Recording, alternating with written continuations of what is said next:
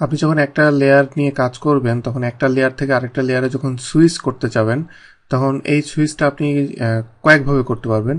প্রথম যেটা সেটা হলো যে আপনারা অলরেডি দেখেছেন যে লেয়ারের ভিতরে যে একটাতে সিলেক্ট করে আপনি এটাতে কারেন্ট দিলে সেটাতে কারেন্ট লেয়ারে চলে যাচ্ছে, এই একটা ওয়ে।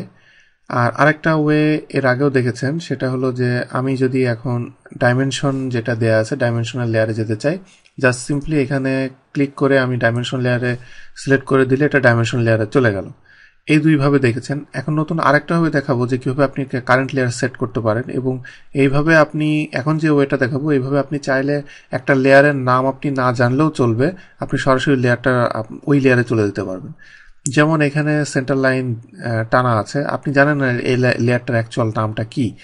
আপনি যদি ওটা নাও জানতে চান, ডিরেক্ট ওটা যে আপনি কাজ করতে চান, জাস্ট সিম্পলি এখানে একটা অপশন আছে যে মেক অবজেক্টস লেয়ার কারেন্ট। এই টুলসটা আমি যদি ইউজ করি, এটা সিলেক্ট করার পরে আমি যেই লেয়ারে যেতে চাই সেই লেয়ারের যে কোনো একটাতে আমি যদি ক্লিক করি তাহলে এখানে দেখেন সেই লেয়ারটা কারেন্ট হয়ে গেল।